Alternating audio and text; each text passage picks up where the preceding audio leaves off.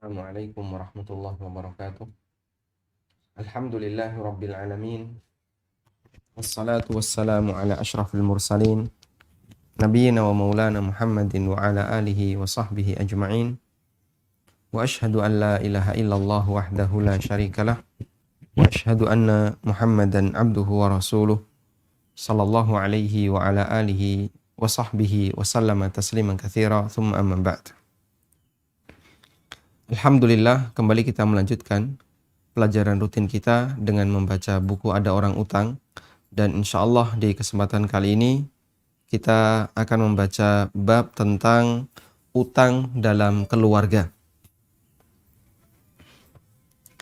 Ada sebuah hadis di mana Nabi SAW pernah memberikan pengarahan kepada seorang anak yang dia pernah mengadukan ayahnya kepada Rasulullah SAW. Jadi ayah beliau mengambil harta dari anak ini tanpa seizin anak ini. Kemudian itu dilaporkan kepada Nabi SAW. Lalu Rasulullah SAW mengatakan, Anta wa maluka li abika. Kamu dan hartamu adalah milik bapakmu. Dan para ulama mengatakan, seseorang adalah min kasbi waladihi. Sebagaimana Nabi SAW bersabda, wal waladu min kasbi walidihi. Seorang anak adalah hasil usaha dari orang tua. Dan pendapatan anak adalah turunan dari pendapatan atau dari hasil usaha orang tua. Sehingga penjelasannya seperti ini ya. Nabi SAW bersabda, Anta wa maluka li abika. Kamu dan bapakmu, kamu dan hartamu milik bapakmu. Karena anak adalah hasil usaha orang tua. Hasil usaha ortu. Maka ketika anak adalah hasil usaha ortu, maka hasil usaha anak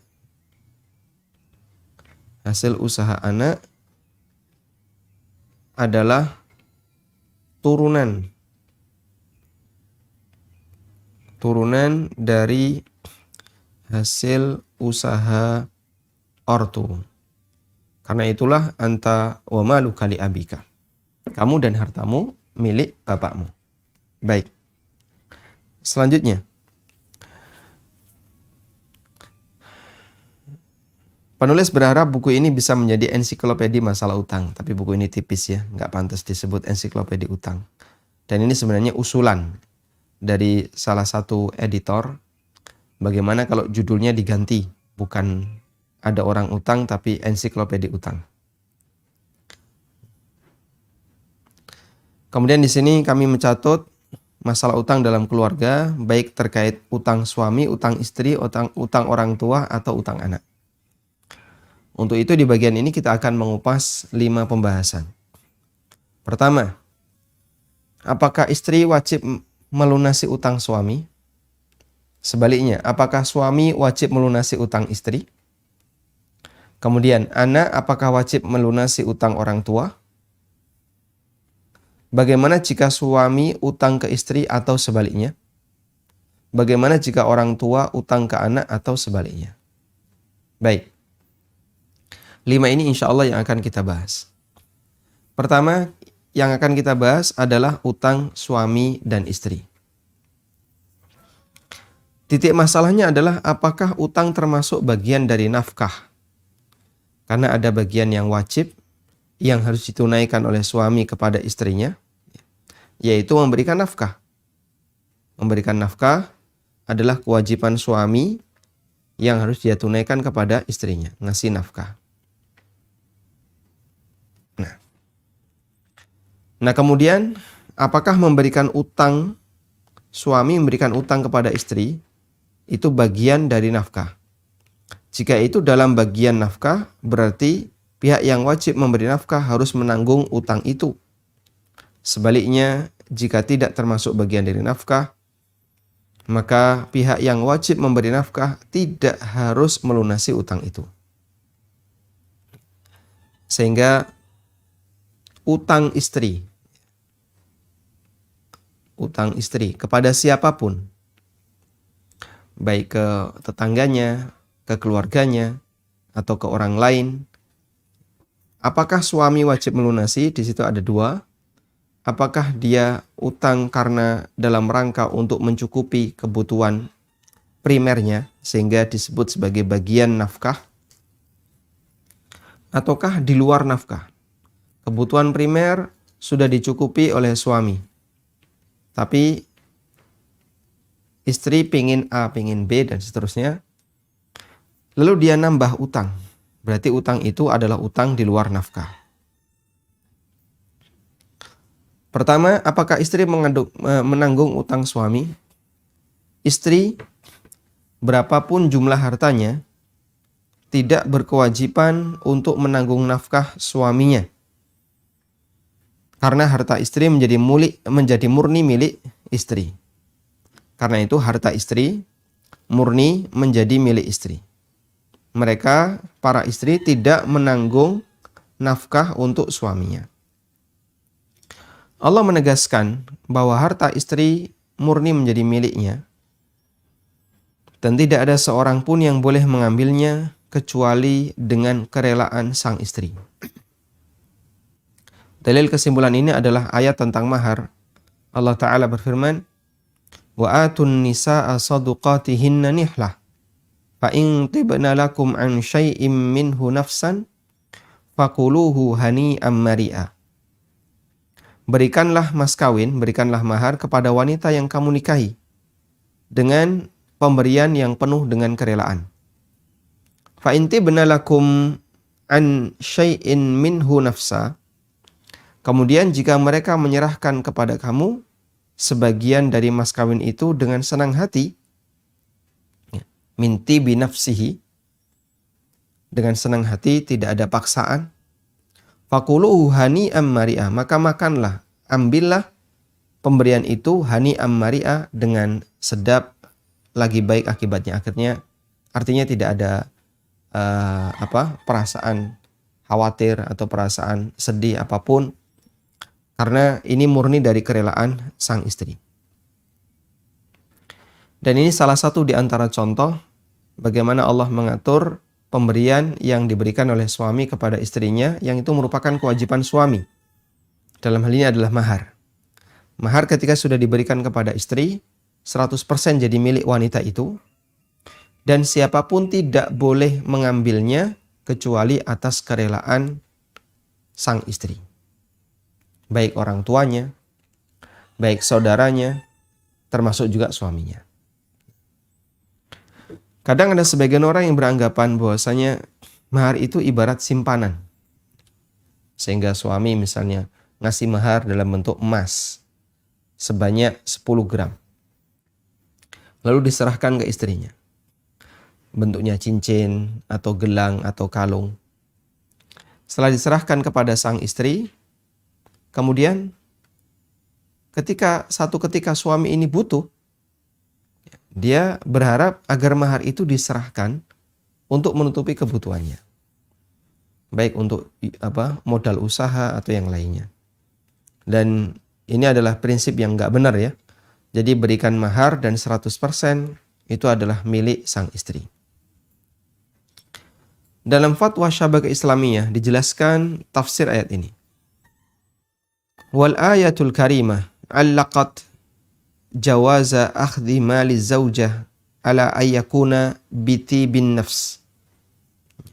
Ayat di atas menjelaskan bahwa suami boleh mengambil harta istri ala ayyakuna biti bin nafs, dengan syarat itu dilakukan atas kerelaan hatinya. Ayyakuna biti bin nafs. Wa huwa ablagu min mujarradil idzn. Dan itu lebih dari sebatas memberikan izin. Lebih dari sebatas memberikan izin. Fa innal mar'ata qad tatalaffadhu bil hibah wal hadiyah wa nahwi dzalika bisababi dhaghtiz zauj 'alaiha. Karena terkadang seorang wanita dia mengucapkan memberi hadiah atau hibah. Baik, saya akan berikan kepada abang, saya akan berikan kepada ayah, atau semacamnya, karena ada tekanan dari suami. Sehingga suami terus merongrong istrinya untuk memberikan harta yang dimiliki oleh istrinya. Ma'adami ridaha bi'ta'iha. Padahal istri tidak ridha untuk memberikan hal itu kepada suaminya. Wa alima min hadha anna al-mu'tabar fi tahlil mali zawjah innama huwa ayyakuna bitibin nafs. Dan dari sini diketahui bahwa yang jadi acuan halalnya harta istri ketika diambil oleh suaminya adalah innama huwa ayyakuna bitibin nafs. Ketika itu dilakukan atas kerelaan hati sang istri. Sehingga kadang ada wanita yang dia ngasih itu karena terpaksa. Terpaksanya gimana? Karena suaminya menekan terus. Atau suaminya memaksa terus. Akhirnya sang istri terpaksa melepas maharnya. Kalau nggak gini, daripada berantem terus, dia merasa capek berantem. Apalagi berantem kalau dalam satu rumah, Masya Allah. Kalau berantem dengan tetangga, begitu pintu ditutup, selesai. Nggak ketemu sama orangnya. Berantem kalau di rumah, apanya yang ditutup? Pintu ditutup, mereka masih dalam satu rumah. Kamar ditutup, nah itu yang mungkin. Sehingga satu di dalam kamar, satu di luar. Tapi tetap saja akan membuat lelah seseorang ketika mereka berantem. Jadinya dalam kondisi ini ketika sang istri memberikan harta yang dia miliki, milik pribadinya, baik mahar, atau pemberian orang tua, atau hasil tabungan dia bekerja, atau yang lainnya, di mana sang istri itu mendapatkan sesuatu dari milik pribadinya, maka suami tidak boleh mengambil kecuali atas kerelaan sang istri.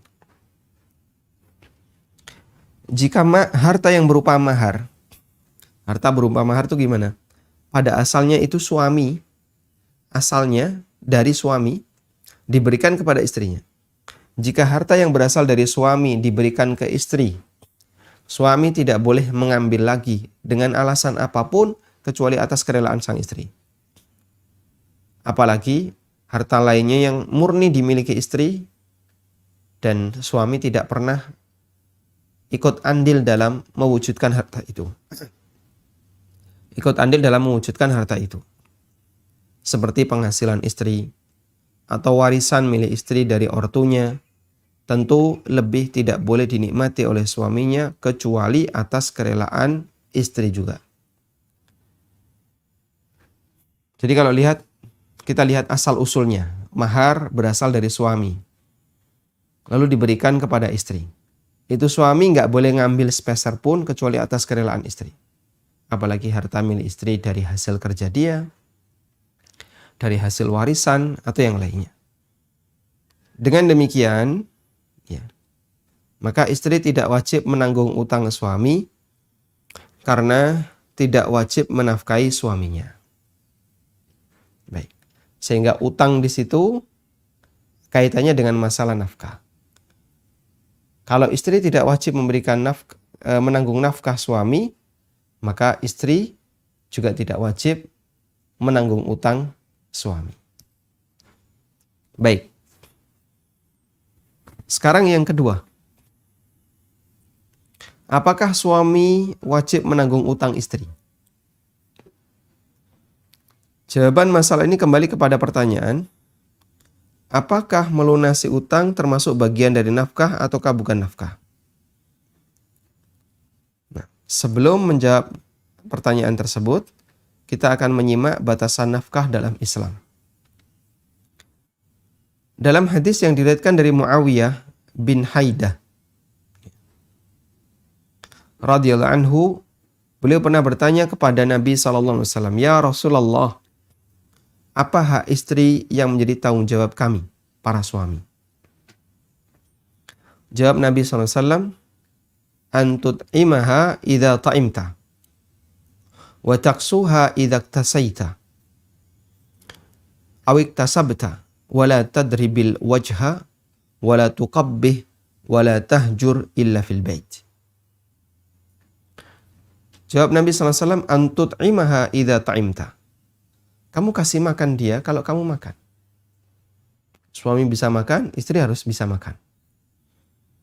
Wa taksuha idza iktasaita au taksabta au iktasabta. Dan kamu harus memberikan pakaian kepadanya ketika kamu bekerja atau kamu bisa memberikan pakaian untuk dirimu. Berarti di sini kebutuhan pangan, sandang. Wala tadrib al-wajha. Jangan kau pukul wajahnya. Jangan memukul wajah. Dan ini sebenarnya kalimat umum. Wajah siapapun nggak boleh dipukul. Makanya prinsip pertarungan tinju atau apa lagi? Semua bentuk pertarungan ya. Yang itu arahnya adalah diarahkan ke kepala, muka, terutama wajah ya. Maka sebenarnya itu melanggar hadis Nabi SAW, wala tadribil wajha, wala tuqabbih. Jangan menjelek-jelekkan. Wala tahjur illa fil bait, dan jangan memboikot istri kecuali di rumah. Jadi kalaupun sampai pada puncak marah sehingga dilakukan pemboikotan, boikot itu dilakukan di rumah. Dalam makna, kalaupun terjadi masalah dalam keluarga, jangan sampai bocor keluar. Ada ketegangan antara suami dan istri. Terus sampai bocor keluar, nah itu kan jadi satu celah yang buruk dalam sebuah keluarga. Ya meskipun itu umum terjadi di masyarakat. Keluarga mana sih yang nggak pernah berantem? Pasti pernah terjadi ketegangan. Bahkan sampai pada keluarga Rasulullah Sallallahu Alaihi Wasallam. Dan kalaupun terjadi seperti itu, jangan sampai bocor keluar. Kalaupun bocor, ya jangan sampai kebablasan. Nah, itu sebagai konsekuensi ketika kita dilarang oleh Nabi Sallallahu Alaihi Wasallam untuk memboikot kecuali di dalam rumah. Dalam fatwa Islam dijelaskan batasan nafkah. Wan nafaqah tashmulu at-ta'ama wasyaraba wal malbasa wal maskan. Nafkah itu mencakup makanan, minuman, pakaian, dan tempat tinggal. Wasairu ma tahtaju ilaihi az-zawjah liiqamati mahjatiha wa qawami badaniha. Dan segala yang menjadi kebutuhan istri untuk bisa hidup layak. Dan itu berbeda-beda antara satu tempat dengan tempat yang lain. Antara satu zaman dengan zaman yang lain. Baik. Ini batasan nafkah yang harus diberikan oleh suami kepada sang istri. Berdasarkan pengertian di atas, itu pengertian tentang nafkah, utang istri bisa kita bagi jadi dua.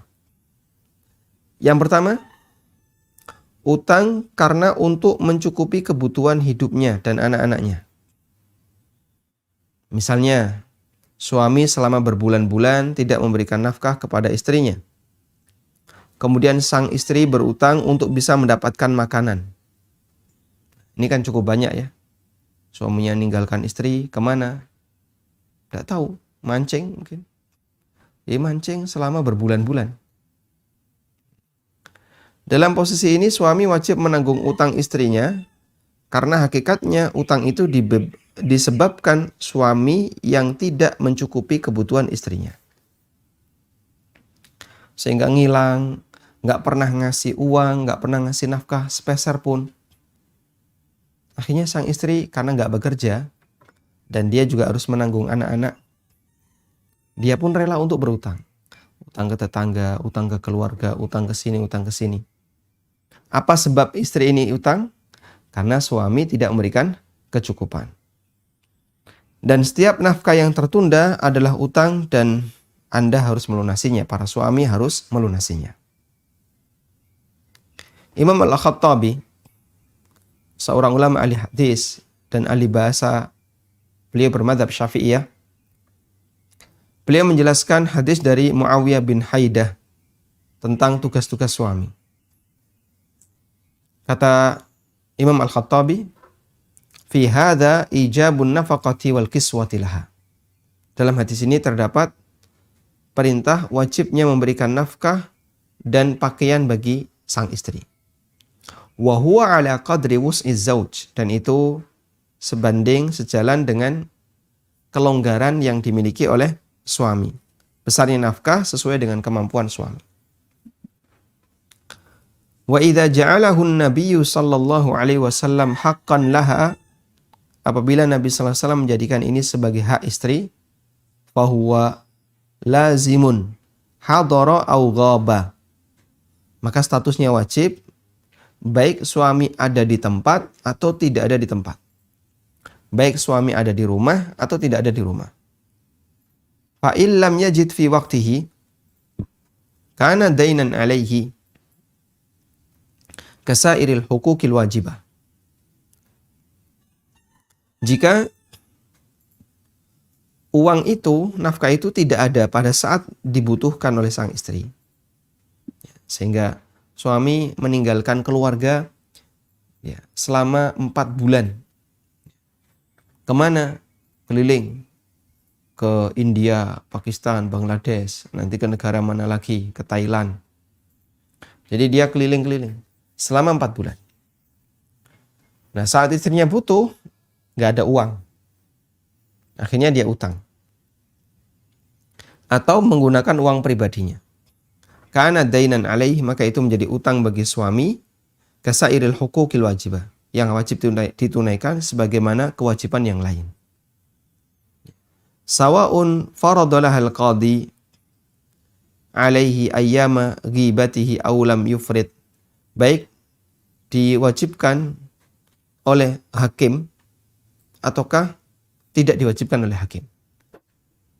Sehingga baik itu diangkat ke pengadilan maupun tidak diangkat ke pengadilan.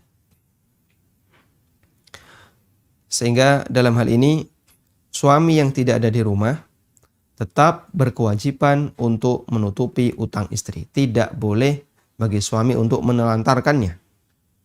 Meskipun dia tidak di rumah. Maka nafkah harus tetap jalan, tetap diberikan. Nah,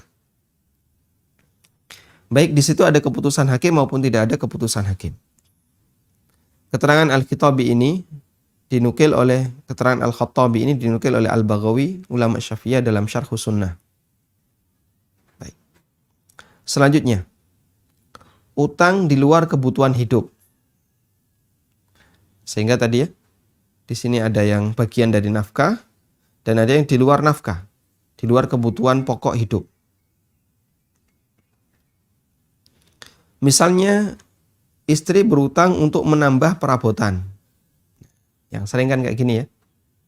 Ada orang jualan perabotan dengan sistem apa? Kredit. Kalau di Jawa Timur namanya mendring. Untuk menambah koleksi baju, koleksi perhiasan, koleksi ini, koleksi itu, dan seterusnya. Menambah ini, menambah itu. Pakai utang. Kamu kok punya banyak Tupperware ini dari mana? Ngutang. Masya Allah ya. Mumpung suaminya nggak ada, jadi beli banyak. Jadi untuk menambah perabotan, dia ngutang. Utang semacam ini bukan termasuk bagian dari nafkah, sehingga suami tidak wajib melunasinya. Dalam fatwa Syabakah Islamiyah dinyatakan, fala yajibu 'ala zauj qada'u daini zaujati. Tidak wajib bagi suami untuk melunasi utang istrinya. Illa ayatabarra'a bidzalika ihsanan ilaiha. Kecuali kalau sang suami ingin berbaik hati memberikan santunan kepada istrinya. Talama kana dainuha khasan biha. Selama utang itu terkait pribadi istri. Terkait pribadi istri tadi, artinya tidak ada hubungannya dengan masalah nafkah. Walam yakun bisababi ihmalihi fin nafaqatil wajibati alaihi syar'an.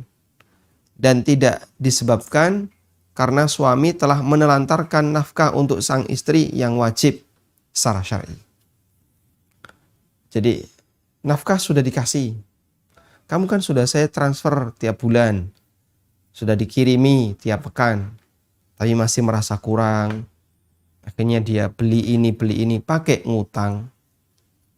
Ya. Terutama tawaran pinjol itu, Masya Allah ya. Waspadalah. Sehingga kalau ada tawaran pinjol melalui HP dan seterusnya, udah dihapus saja. Dan terkadang bagi sebagian orang yang dia selalu memikirkan nyekel duit, bawa uang. Adanya pinjol itu kesempatan. Hanya ngutang. Sekian belas pinjol, bahkan lebih dari puluhan, kadang 20, 30, Masya Allah. Jangan sampai itu terjadi.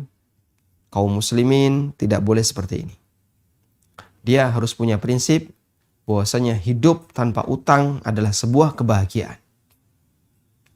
Dan adanya banyak jerat utang akan membuat gerak kita jadi tidak maksimal, pikiran selalu terbebani dengan itu, kecuali bagi orang yang hatinya dingin ya, bebal dengan kayak gini. Jadi punya utang pun gak dipikir. Nah, wallahu ta'ala alam. Ini terkait utang suami dan istri. Sehingga kesimpulannya tadi, istri sama sekali tidak berkewajiban melunasi utang suami. Lalu kalau suami mati dan dia punya utang gimana? Diambilkan dari harta warisan. Kalau harta warisan suami tidak ada, ya dikembalikan kepada keluarga suami. Bukan istri yang mengusahakan, keluarga suami. Siapa? Bapaknya, saudara laki-lakinya. Kalau tidak ada pamannya, ya, sepupunya, dan keluarga suami yang laki-laki. Kalau tidak ada, ya sudah. Itu jadi tanggung jawab dia di akhirat. Sehingga dia nggak bakalan bisa tenang selama utang itu belum lunas. Akan selalu gelisah. Sebagaimana sabda Nabi SAW ketika beliau mendapatkan informasi bahwasanya Abu Qatadah telah melunasi utang mayyit. Maka Nabi SAW mengatakan, Al-ana qad baridat ziltu. Sekarang wahai Abu Qatadah, kulitnya baru bisa mendingin. Masya Allah. Sehingga beratnya utang, di mana kulit seseorang mayit itu baru bisa dingin setelah utangnya dilunasi. Selanjutnya untuk utang istri, maka tadi dibagi dua ya. Apakah itu utang disebabkan karena masalah nafkah yang kurang, ataukah utang disebabkan murni karena kebutuhan pribadi istri. Nah, untuk yang kedua, suami tidak berkewajiban untuk menanggungnya. Kemudian kita akan pelajari yang ketiga. Apakah anak wajib melunasi utang orang tua? Berbakti kepada orang tua ada yang hukumnya wajib dan ada yang hukumnya anjuran. Allah perintahkan dalam Al-Quran, wa qadha rabbuka alla ta'budu illa iyyah wa bil walidaini ihsana. Rabbmu memerintahkan agar jangan sampai kalian beribadah kecuali hanya kepadanya. Wa bil walidaini ihsana, dan kalian harus berbakti kepada kedua orang tua. Hanya saja tidak semua bentuk menyenangkan orang tua termasuk berbakti yang hukumnya wajib. Termasuk dalam hal ini adalah melunasi utang orang tua. Para ulama mengatakan melunasi utang orang tua bukan kewajiban anak. Baik orang tua masih hidup maupun sudah meninggal. Saya sampaikan ini atas kesimpulan dari keterangan para ulama. Jadi bukan pendapat pribadi ya. Nanti kita akan lihat siapa ulamanya yang ngomong kayak gitu. Dalam Mawahib Al-Jalil, Syarah Mukhtasar Khalil, Ar-Ru'aini mengatakan, Idza kana alaihi dain, jika seseorang memiliki utang, faqada'uhu muqaddamun alal haji bila khilafin. Maka melunasi utang itu lebih didahulukan daripada dipakai untuk berangkat haji.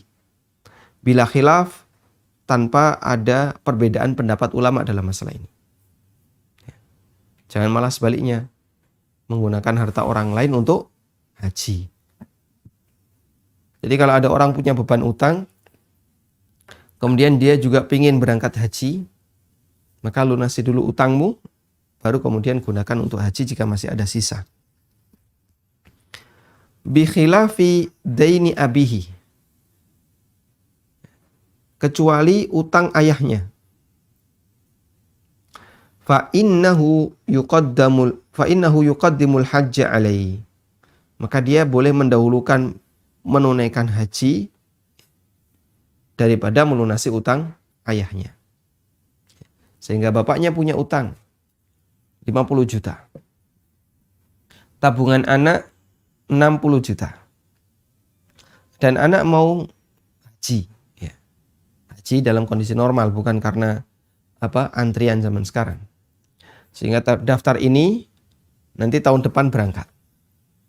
Mana yang didahulukan? Daftar haji ataukah melunasi utang orang tua? Kata penulis Mawahibul Jalil, dahulukan haji. Sehingga ini menunjukkan bahwa anak pada asalnya tidak berkewajiban untuk melunasi utang orang tua. Kemudian penulis mengatakan, wa dainu abihi laisa alaihi halan wala muajjalan. Fa fi'lu ma yajibu alaihi aula min fi'li ma la yajibu alaihi. Utang ayah tidak menjadi kewajiban anak. Utangnya tidak menjadi kewajiban anak ya, untuk dia lunasi, baik segera dilunasi atau yang bertempo. Baik utang halan yang sudah jatuh tempo ataukah muajjalan yang belum jatuh tempo. Sehingga kenapa kok haji yang didahulukan? Karena haji itu wajib. Wa fi'lu ma yajibu alaihi, dan mengerjakan apa yang menjadi kewajibannya, yaitu berhaji, aula min fi'li, lebih didahulukan daripada mengerjakan apa yang tidak menjadi kewajibannya. Nah, sehingga haji ataukah melunasi utang orang tua? Melunasi utang orang tua tidak wajib. Haji wajib. Dahulukan wajib daripada yang tidak wajib. Kewajiban yang disebutkan oleh Ar-Ru'aini di atas bisa disimpulkan berhierarki sebagai berikut. Berangkat haji, untuk sebagai berikutnya. Utang pribadi, berangkat haji, utang orang tua. Nah, sehingga kalau utang dengan keinginan untuk berangkat haji, dahulukan mana? Utang. Baik. Kemudian haji dengan utang ortu, dahulukan mana? Haji. Baru utang ortu. Berangkat haji lebih didahulukan daripada melunasi utang orang tua, karena haji kewajiban, sementara melunasi utang orang tua tidak wajib bagi anak. Berarti kalau orang itu meninggal, lalu diumumkan ya, bagi para pentakziah yang masih memiliki urusan utang piutang yang belum selesai, nanti silahkan menghubungi anaknya, insya Allah siap untuk menanggung utang orang tua, utang sang bapak. Apakah anak wajib untuk melunasi itu? Bapaknya sudah meninggal. Jawabannya adalah jika bapaknya punya warisan, nggak boleh anak mengambil warisan itu sebelum utang lunas. Dan itu salah satu di antara syarat di mana ahli waris boleh berhak mendapatkan warisan. Ahli waris baru berhak dapat warisan jika utangnya sudah lunas. Ya. Bagaimana dengan orang tua yang mati meninggalkan utang?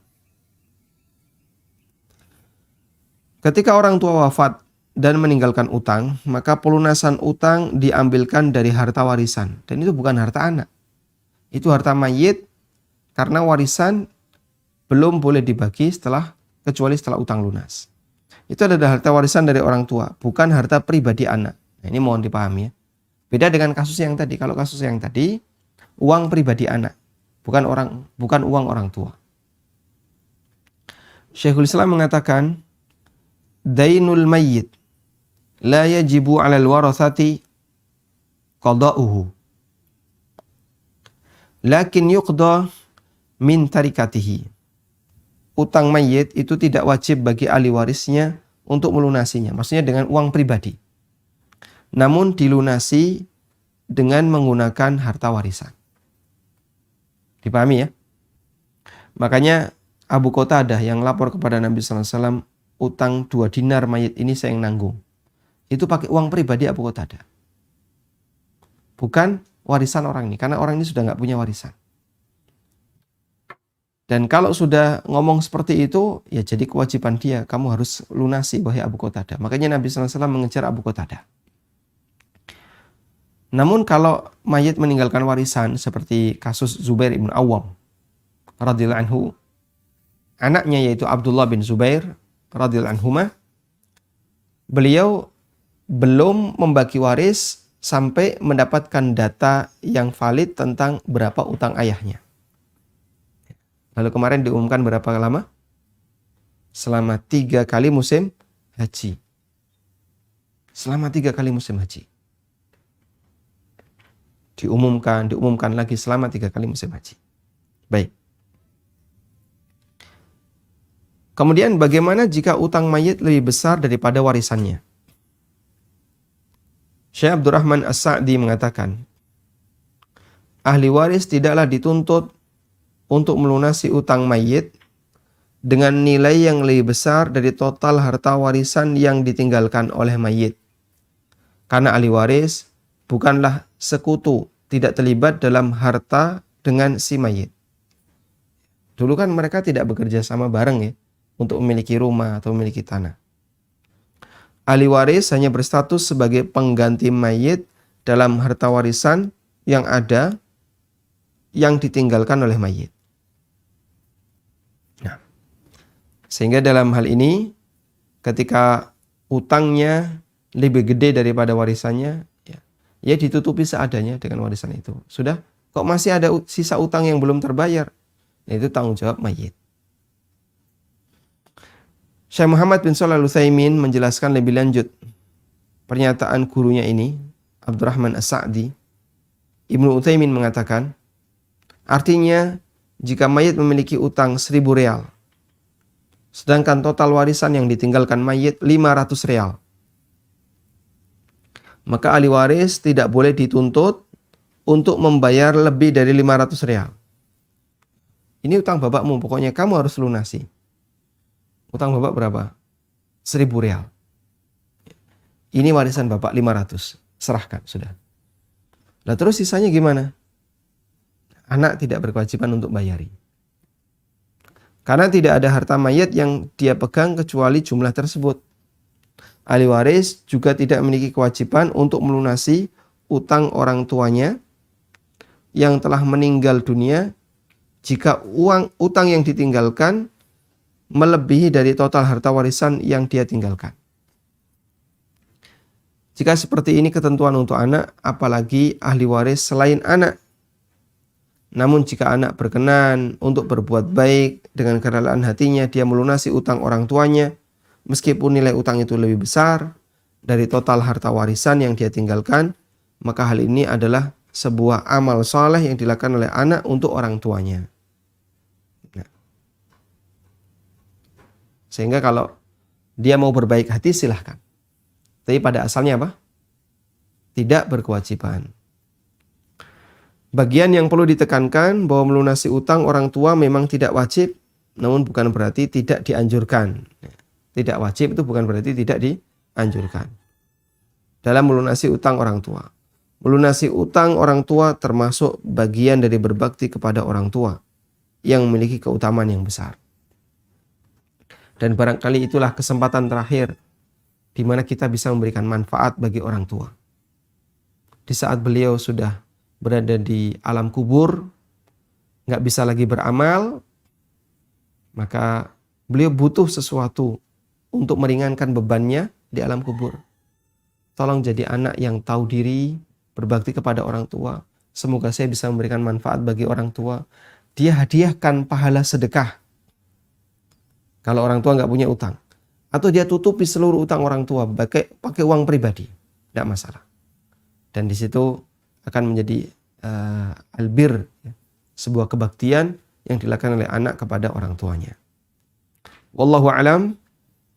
Dan sampai di sini penjelasan tentang utang orang tua apakah ditanggung anak ataukah tidak.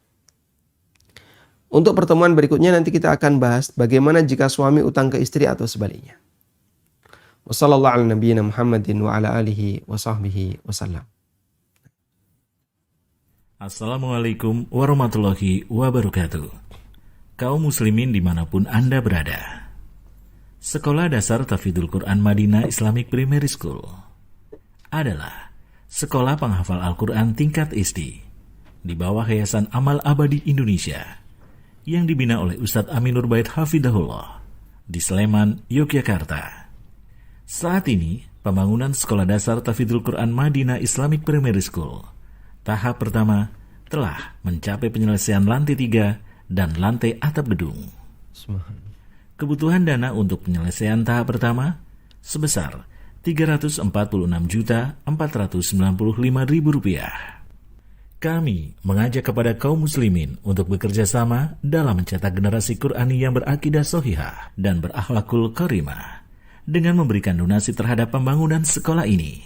Semoga Allah Ta'ala membalas kebaikan Bapak Ibu sekalian dengan balasan yang lebih baik. Wassallallahu ala nabiyina Muhammadin wa ala alihi wa sahbihi wasallam.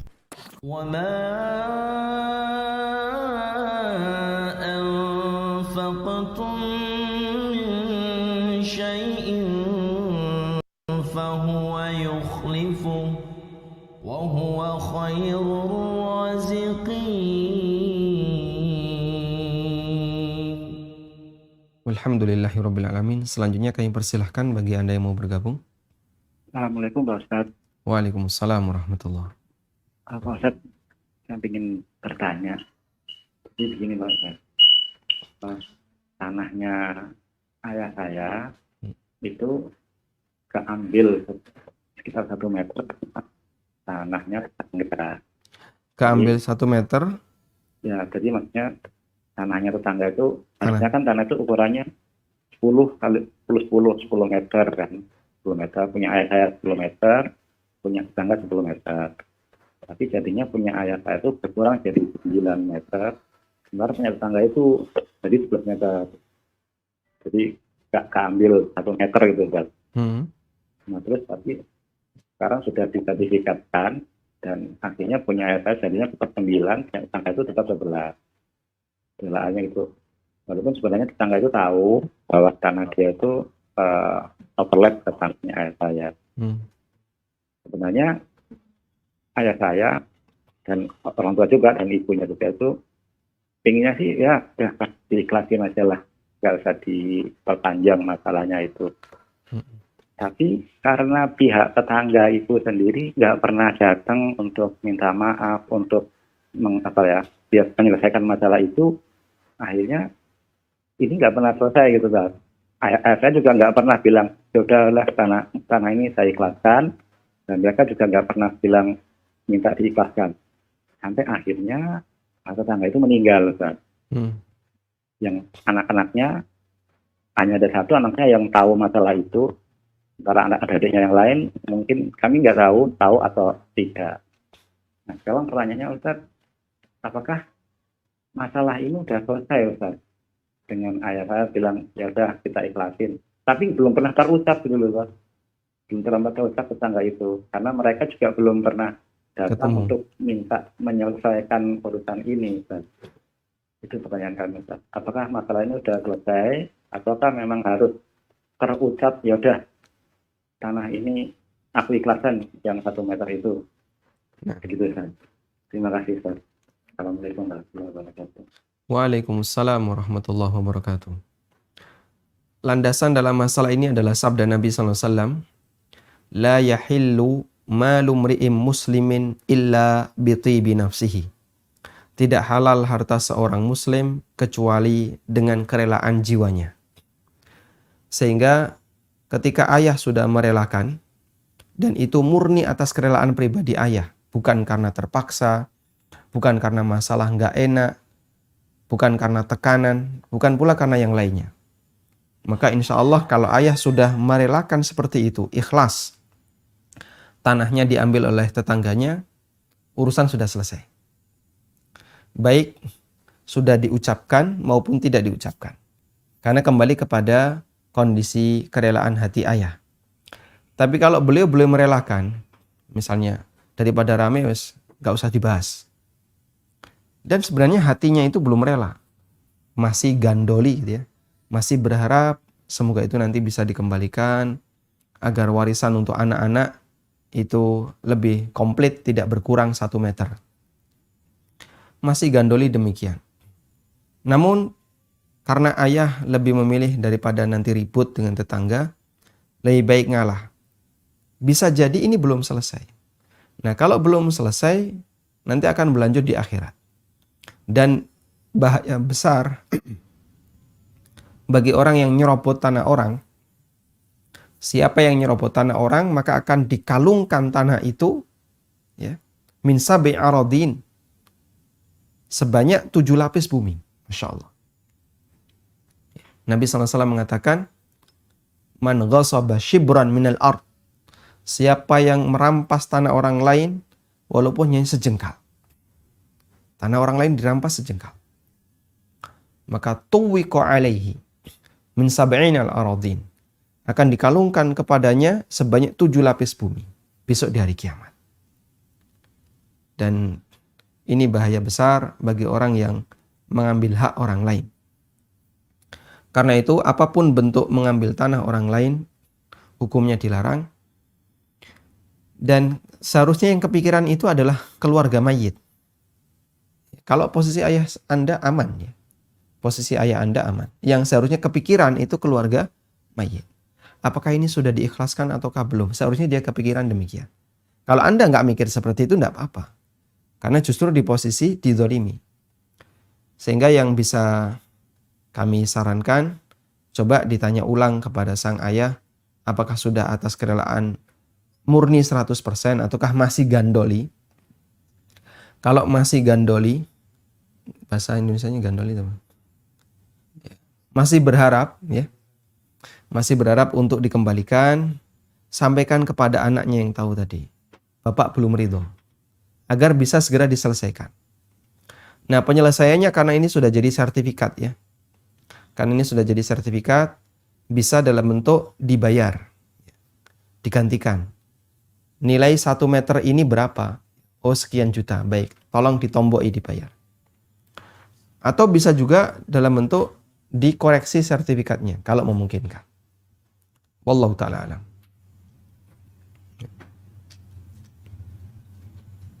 Assalamualaikum Ustaz. Waalaikumsalam warahmatullahi. Kalau suami belum mempunyai penghasilan karena gagal usahanya, untuk kebutuhan sehari-hari memakai uang pribadi istri, misal dari warisan orang tuanya. Jika istri belum bisa sedekah ke yang lain, apakah itu cukup menjadi sedekah bagi istri karena membiayai keluarganya? Baik. Insya Allah ini jadi sedekah bagi istri. Suami yang belum berpenghasilan, lalu dia memakai harta tabungan pribadi milik istri dari hasil warisan atau dari hasil yang lainnya, maka ini menjadi sedekah bagi sang istri. Dan itu sedekah yang lebih utama. Karena dulu ya, ada seorang sahabat yang istrinya lebih kaya dibandingkan suaminya, yaitu sahabat Ibnu Mas'ud radhiyallahu anhu. Beliau punya seorang istri yang bernama Zainab. Satu ketika Zainab datang kepada Nabi SAW. Lalu beliau mengetok pintu. Kemudian ditanya oleh Nabi SAW, "Man? Siapa?" Wanita ini mengatakan, "Zainab." Kemudian Nabi SAW bertanya lagi, "Ayyu Zayanib?" Zainab yang mana? Ayyu Az-Zayanib. Zainab yang mana? Zainab tuh banyak. Termasuk di antara nama pasaran. Gitu. Zainab, Aisyah, gitu ya. Banyak orang yang punya nama seperti itu. Zainab yang mana? Imra'atu Abdillah. Zainab istrinya Abdullah. Nah, nama Abdullah nama pasaran, tapi yang dikenal dengan nama ini Ibnu Mas'ud radhiyallahu anhu. Imratu Abdillah, istrinya Abdullah bin Mas'ud. Kemudian Nabi SAW ditanya oleh Zainab tentang kasus yang dialami dalam keluarganya, bahwa Zainab itu mau bersedekah dengan hartanya. Tapi ditahan oleh Ibnu Mas'ud. Kalau kau kasihkan orang lain, sebaiknya kau kasihkan kepada suamimu yang membutuhkan. Ibnu Mas'ud membutuhkan. Akhirnya Zainab konsultasi dulu kepada Nabi SAW. Dan Nabi SAW membenarkan apa yang disampaikan oleh Ibnu Mas'ud radhiyallahu anhuma. Sehingga sedekahnya Zainab dialihkan kepada sahabat Abdullah bin Mas'ud dan tidak diberikan keluar. Karena itu insya Allah jika istri mau bersedekah untuk suaminya sangat dianjurkan, silahkan ya. Di posisi ketika suaminya adalah seorang fakir miskin, ya, karena mungkin dia baru saja keluar kerja, belum bisa menafkahi keluarganya, usaha juga masih gagal-gagal saja, ya. Itu solusi yang terbaik. Meskipun banyak kadang wanita itu nggak terima dengan kayak gini. Akhirnya lebih baik cerai daripada apa? Lebih baik aku menjanda daripada punya suami nggak bisa ngasih nafkah. Pisah keluarga. Nah yang kasihan anak-anak. Padahal kalau misalnya bisa dicarikan solusi yang lebih baik, misalnya sementara pakai dana istri dulu. Ditalangi. Sampai kondisi sudah normal, nah nanti bisa dikembalikan, atau kalau istri rela nggak usah dikembalikan, ya sudah, itu jadi hak suami dalam menikmatinya. Intinya kembali kepada kerelaan sang istri. Wallahu a'lam. Silakan. Ustaz. Waalaikumsalam warahmatullahi. Mau itu sih. Kalau misalnya orang tua atau kita misalnya terlanjur memiliki pinjaman. Mohon maaf Pak, putus-putus. Bisa diulang Pak? Bisa diulang? Misalnya orang tua kita pernah punya pinjaman, tetapi sudah otomatis punya asuransi gitu kan. Asuransi. Iya. Kemudian meninggal. Nah, kami pernah dengar bahwa kewajiban untuk melunasi itu tetap ada gitu kan. Nah, ini gimana kalau misalnya secara banknya sudah lunas, tapi apakah masih ada kewajiban untuk mengeluarkan uang sesuai visa pinjaman yang ada itu? Baik. Cukup Bapak. Barakallahu fiik. Baik. Gambarannya kurang lebih kayak gini ya. Gambarannya. A. Utang bank. Senilai misalnya biar gampang ya. 100 juta. Tentu saja A berkewajiban untuk bayar ke bank. Ya. A berkewajiban untuk bayar ke bank. Nggak mungkin 100 juta. Berapa Pak? Ya plus bunganya. Anggaplah setahun 10%. Sehingga yang harus dia bayarkan adalah 110 juta. Baik. Nah utang ini diasuransikan dengan membayar premi ke lembaga asuransi pinjaman. Alhamdulillah. Ya, dikumulai sedih balik.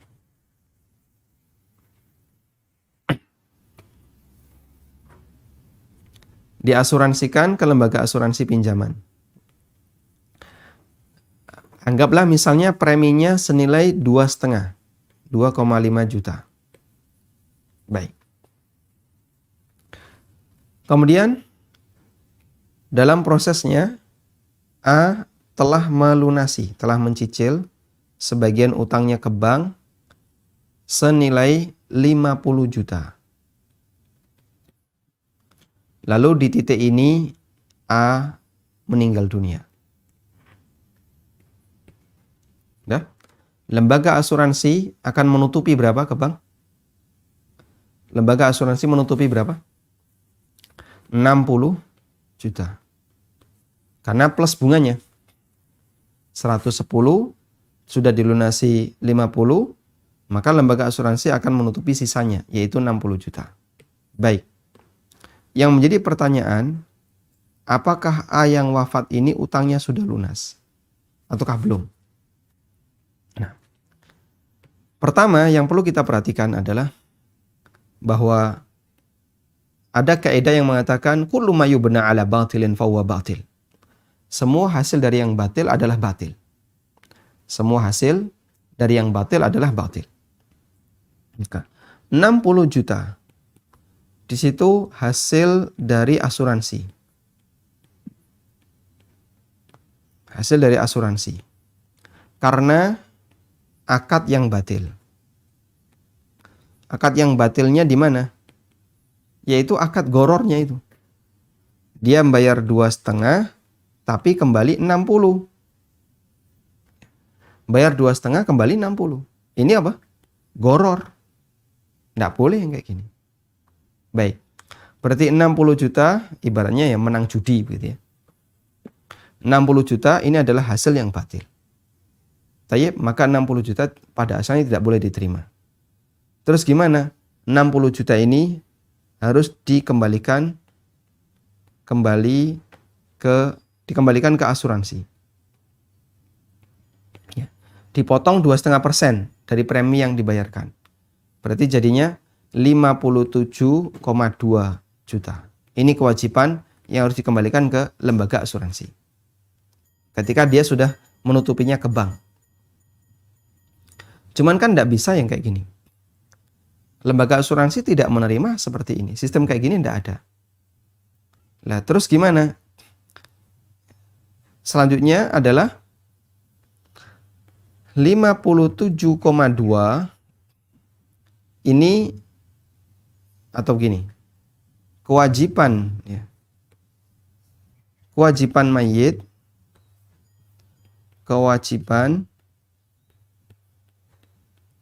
mayit, adalah bayar pokok yang belum lunas. Bayar pokok yang belum lunas. Pokok yang belum lunas berapa? 50 juta. Bunga tidak perlu dibayar. Sudah? Tadi lembaga asuransi ngasih nilai sekian tadi. 60 dikurangi premi. Karena preminya kan uang mayit sebenarnya. Dikurangi premi. Senilai 57,2. Maka dari asuransi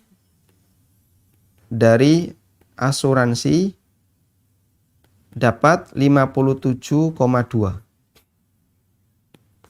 Kewajibannya cuma 50. Nah, yang perlu dibayar di situ ada sehingga kewajiban hanya 50 saja. Tidak lebih dari itu. 50 juta. Nah, terus ketika tidak bisa dikembalikan ke lembaga asuransi, ketika tidak bisa dikembalikan ke asuransi, maka ini diserahkan kemana? Ke Baitul Mal. Ini diserahkan ke Baitul Mal. Serahkan ke Baitul Mal. Kenapa kok harus diserahkan ke Baitul Mal? Karena itu adalah harta yang pemiliknya tidak mau menerima sebab dia merasa tidak memiliki. Maka diserahkan ke Baitul Mal. Nah, kalau ke Baitul Mal nggak ada. Baitul Mal negara kemana, Pak? Saya mau kembalikan kemana? Baik, berarti dikembalikan ke kepentingan negara. Kepentingan negara apa, Pak? Banyak. Ya. Misalnya menyantuni fakir miskin yang mereka wajib untuk dinafkahi oleh negara. Dikembalikan untuk fasum dan seterusnya.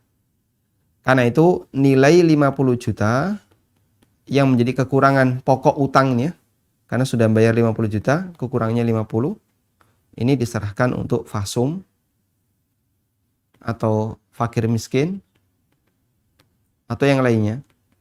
Karena sebenarnya ini adalah nilai yang harus dikembalikan ke Baitul Mal. Cuman Baitul Mal tidak menerima. Baik, dipahami insyaallah. Lah kok nggak bayar ke bank? Nah, bank kan sudah ditutupi asuransi tadi. Jadi maunya dikembalikan ke asuransi, tapi karena nggak menerima, ya dikembalikan ke Baitul Mal. Wallahu a'lam. Silahkan. Halo, Assalamualaikum. Waalaikumsalam warahmatullahi. Uh, mohon infonya, Ustaz. Uh, apa investasi karena ada dana untuk yang diinvestasikan. Kayak yang Anda tahu kan kalau di bank itu banyak ribanya, Ustaz, ya. Kayak apa deposito atau apa.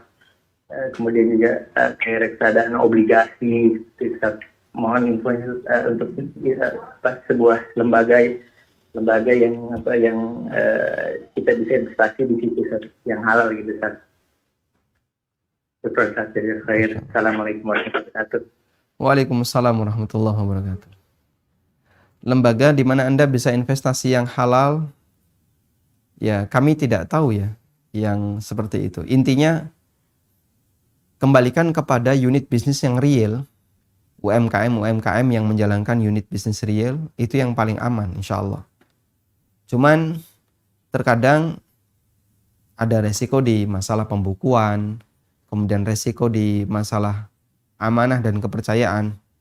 Tapi kalau dari sistem, lembaga yang cukup aman untuk bisa berbagi keuntungan adalah UMKM.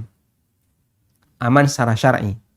Mereka bisa diajak untuk bagaimana cara berbisnis yang syar'i, terutama teman-teman UMKM yang dia sudah belajar tentang bagaimana permodalan yang benar. Atau kalau misalnya di sekitar Anda ada orang yang butuh modal untuk usaha yang cukup profit ya dan menjanjikan, ya silahkan Anda berikan ke mereka.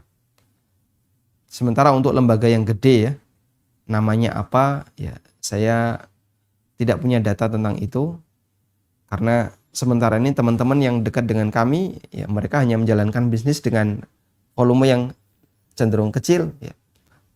Jadi masuk dalam ranah UMKM. Sehingga yang bisa Anda salurkan, silahkan disalurkan ke UMKM sekitar Anda. Wallahu a'lam.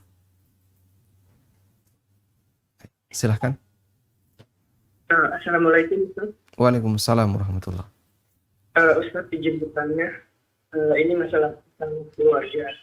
Nah, jika ada istri memiliki hutang yang tanpa diketahui oleh suami, kemudian karena kondisi darurat, akhirnya si istri bicara sama suami dan minta hutangnya itu ditutupin oleh suami tersebut. Nah, karena si suami itu tidak punya uang, si suami tersebut akhirnya pinjam uang ke saudara si istri tersebut. Dan alhasil saudaranya memberikan pinjaman dan uangnya itu langsung diberikan ke istri tersebut. Nah, jika di kemudian hari suami istri ini berpisah gitu, nah terus kemudian utang tidak terbayar. Nah, siapa yang bertanggung jawab di dunia dan di akhirat? Jazakallah. Baik, apa sebab istri ini utang? Suami sebenarnya nggak tahu ini utang apa sebelumnya, karena mungkin utang ini utang bawaan sebelumnya. Pas saat menikah baru diketahui utangnya ternyata sekian, dan karena sudah kondisi darurat ditagih-tagih gitu, akhirnya istri minta tolong ke suami untuk menutupi kayak gitu. Baik. Cukup Bapak? Cukup. Terima kasih Ustaz. Jazakallah. Barakallahu fiik. Jika utang tersebut bukan kewajiban suami, apalagi utang sebelum nikah ya, jelas suami tidak berkewajiban apapun untuk melunasinya. Atau utang karena di luar kebutuhan nafkah, maka suami tidak berkewajiban untuk melunasinya. Karena suami tidak berkewajiban, status suami yang meminjamkan ke saudaranya istri, kemudian dikasihlah pinjaman untuk nutupi utang, ini berarti posisi suami sebagai kafil, sebagai penjamin untuk meyakinkan bahwasanya istrinya akan bayar. Baik, meskipun dalam hal ini suami tidak berkewajiban untuk bayar. Lalu kalaupun terjadi perpisahan, apakah kemudian suami akan dituntut di dunia dan di akhirat? Jawabannya tidak. Itu utang pribadi istri.